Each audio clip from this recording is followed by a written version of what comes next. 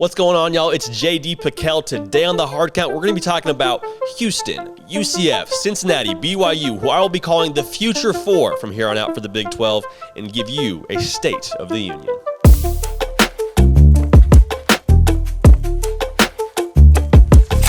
Welcome into 365 Sports, the place that has you covered 24/7, 365, all things college sports. Right now, college football season, you're not going to want to miss a minute of it.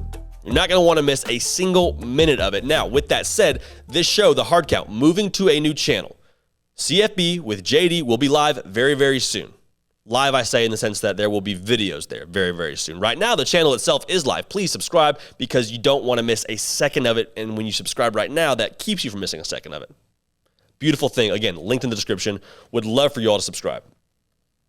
So, as I mentioned in the outro, UCF, Cincinnati, BYU, Houston, all joining the Big 12, assuming in 2023, if reports hold true.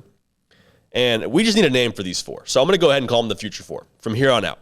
I would love to verbally trademark that right now if that picks up and catches steam.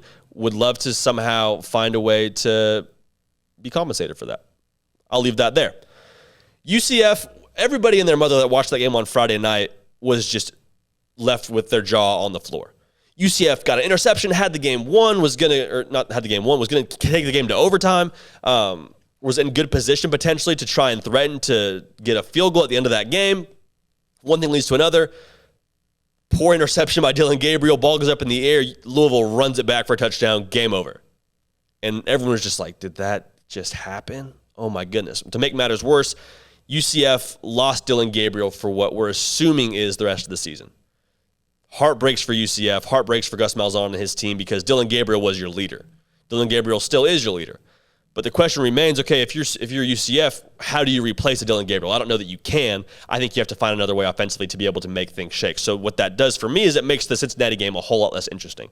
Now, my money long-term is still on UCF to win the first Big 12 title, and that's a bit of a shot that we're calling because, no, there's no way to know who's going to win the first Big 12 title out of this group. But with UCF, what they have from a recruiting standpoint, what they have in terms of access to recruiting in the state of Florida, really like them. But they have Navy next. I'm interested to see. Navy's not very good, but Navy also runs the triple option, which is hard to prepare for. You don't really prepare for that year in and year out. Maybe you do if you're UCF because you're in the American. You have a better flavor of what they want to do, but it's still hard to defend because that's such a assignment-based defense you have to play to be successful against Navy. Now, Navy's down bad right now. They've lost 7 straight when this video was recorded. It's unfortunate because everybody in America roots for Navy unless they're playing your favorite team that Saturday. I think they're able to beat Navy. I think UCF has too much talent. They're off this next week, the week after, I should say. They play at Navy, so it's tough. It'll be in Marine Corps Stadium. It'll be against a quirky offense. It'll be against a tough offense to stop. But I think Navy is just down bad enough right now to where UCF should feel pretty good about winning this game. I think they win it pretty handily. Next, we got Cincinnati, also off in this next coming week, but they are number 8 in the AP poll. Go ahead and pat yourself on the back if you're a Cincinnati fan. 8 in the AP poll. Top 10 in the country is pretty darn good, especially given what Cincinnati is right now in a group of 5 team. They're going to be joining the Big 12, obviously, so that's a nice little feather in your cap if they continue this kind of play. They're off this week, like I mentioned.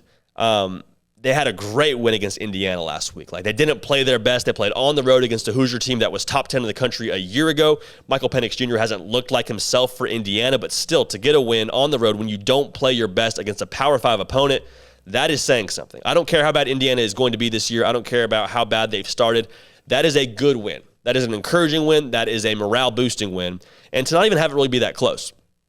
Cincinnati kind of stumbled out of the gate, caught their tempo, boat raced Indiana. They're at Notre Dame next. That's going to be a tough game. But the fact that they have a bye week to prep for them before they go to South Bend, I really like that game. I like their chances in that one as well. We're going to wait to make a pick on that one until we see what Wisconsin does against them this week. But I like Jack Cohn. I'm weary of what his trend is going to be the rest of the year because I think sometimes quarterbacks of his nature start out really strong and then kind of regress back to the mean. We see that sometimes with transfer quarterbacks. So we'll see. Time will tell. The tape will tell. Bottom line, I would feel good leaning towards Cincinnati in that game to start off right now. But number 8 in the AP poll, phenomenal win against Indiana. Got to be excited if you're a Bearcat fan.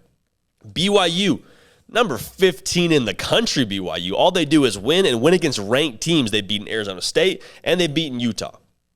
I don't care how down bad either of those programs are right now either. You beat a ranked team. That is phenomenal. That should be talked about. That is respectable. That should help your resume. That does help their resume. I don't care about how those teams play the rest of the year. I want to make sure that credit is due to BYU, because to beat 2 ranked teams so far on your schedule out of 3 games, that is impressive. They get USF at home. They should take care of business. You worry about trap games. You worry about a letdown after the Holy War against Utah. I don't see it. They should be able to take care of business, and I think they will take care of business against USF. For BYU, I'm looking at the game against Baylor to tell us a lot about them, because that'll be a really tough defensive front for BYU. It'll be in Waco. They'll be playing against their former coaches in Eric Mateos and Rick Grimes. I say Rick Grimes. Jeff Grimes. Rick Grimes is from Walking Dead, and I've done that a lot because I've been watching Walking Dead, but we'll get to that in a later video. Oh, we won't get that in a later video. That has nothing to do with college football. If I call him Rick Grimes again, I'm sorry. They should take care of business. BYU should be in conversation for a New Year's Six Bowl, because the way they've played right now has been nothing short of impressive. They've been gritty. They've run the ball really well. Jaron Hall has been for real thus far. Again, I want to see more from him in the passing game. I think we're going to see more from him in the passing game in games where they take away the run game. But he's a true dual threat. Algier is a baller, just a 100-yard machine. BYU is going to be tough to deal with. They're also very tough on defense. So keep an eye on BYU for that New Year's Six Bowl. Don't think there'll be a ton to watch this weekend as they play USF at home. Houston's been kind of curious to me because they looked competitive against Texas Tech, and then they didn't really finish that game well, to say the least. They did not finish that game well, but all they've done since then is win. Reel off big-time wins. They got Navy at home this weekend. Think they take care of that. Then they got at Tulsa next Friday. That game is going to be very, very interesting. Should be a phenomenal litmus test for us as to what Houston's going to be the rest of the way, because Tulsa's a real strong team. Gave Ohio State trouble. They gave Oklahoma State trouble. Houston's going to be good. Now, it's at Tulsa, and it's on a Friday. 2 things that I don't love if you're Houston, but bottom line, I think they're going to be a really good team, and I think they're going to be a bowl team like I mentioned in previous videos. All that's to say, you got to be happy about the way that your future 4 are trending if you're the Big 12 Conference. You have 4 teams that are really solid. You have 2 that are ranked in the top 25. I would anticipate both Cincinnati and BYU to be in the top 10 at the same time relatively soon. I don't want to jinx them because I jinxed you at UCF in our last Future 4 video. But I think you got to be really encouraged about the way these teams are playing. You got 3 really strong programs. You have 2 borderline elite programs in BYU, Cincinnati. I think UCF is still strong as of right now. We'll see how they replace or try to replace Dylan Gabriel. And then Houston will tell us a lot when they play Tulsa next Friday. Got to be encouraged if you're a fan of the Big 12. We're going to keep this party rolling. As I always say, we will keep this party rolling. This party will be rolling very soon to a new channel, CFB with JD. I encourage you. Link is in the description. Please consider subscribing. I want you along with us.